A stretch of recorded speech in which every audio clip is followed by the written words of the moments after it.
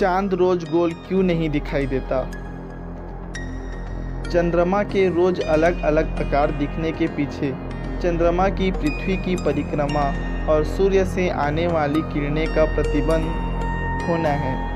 कई बार बच्चे भी बड़ों से ऐसे सवाल पूछ लेते हैं जिन्हें समझाना बहुत कठिन होता है।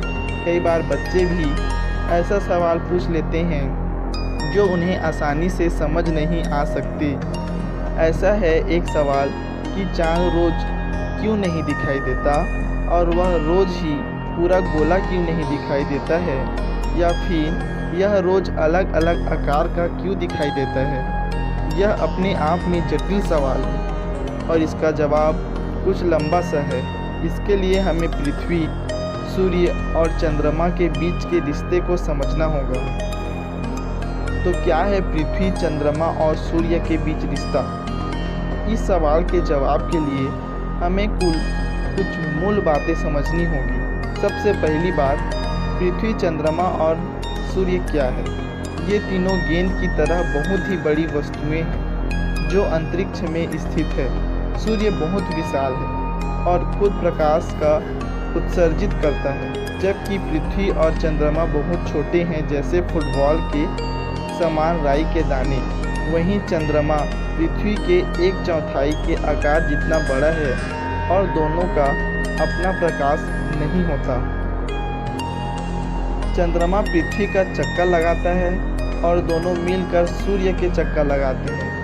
सबसे पहले हम इस सवाल का जवाब देते हैं कि अगर चंद्रमा का अपना कोई प्रकाश नहीं है तो वह हमें दिखाई कैसे देता है? वह भी चमकता हुआ हमें चंद्रमा इस वजह से दिखाई देता है क्योंकि उस पर आने वाला सूर्य का प्रकाश प्रतिबिंब होकर पृथ्वी पर आता है। इस तरह चंद्रमा आईने का काम करता है। अब बात करें चंद्रमा के अलग अलग आकार बदलने की। चंद्रमा पृथ्वी का चक्कर 30 दिन में पूरा करता है। इस दौरान वह एक बार पृथ्वी और सूर्य के बीच में आता है, तो एक बार पृथ्वी के बीच, और पूरे चक्कर के दौरान वह सूर्य और पृथ्वी से अलग अलग कोण बनाता है तथा चंद्रमा पृथ्वी के आगे आता है तथा सूर्य से आने वाली किरणें प्रतिबिंबित होकर पृथ्वी पर नहीं आती और वह दिखाई नहीं दे पाता। ऐसा रात अमावस्या की रात होती है। आखिर कब दिखता है पूरा गोला चंद्रमा? जब चंद्रमा पृथ्वी के पीछे होता है तो सूर्य की किरणें चंद्रमा पर पड़कर पृथ्वी तक सीधे आ जाती है और चंद्रमा पूरा गोला दिखाई देता है। यह पूर्णिमा की रात होती है।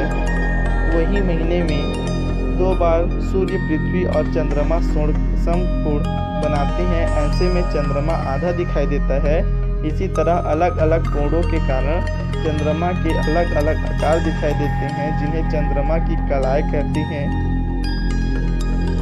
और अंग्रेजी में फेजेज ऑफ मून कहते हैं।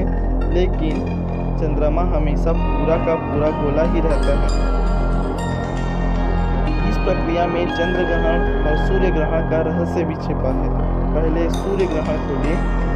जब चंद्रमा सूर्य और पृथ्वी के बीच आता है तो चंद्रमा की छाया पृथ्वी पर दिखाई देती है और इस दौरान उस छाया पड़ने वाले इलाके में सूर्य दिखाई नहीं देता। इसे सूर्य ग्रहण कहते हैं। इसीलिए सूर्य ग्रहण हमेशा अमावस्या की रात वाले समय के आसपास दिन के वक्त होता है।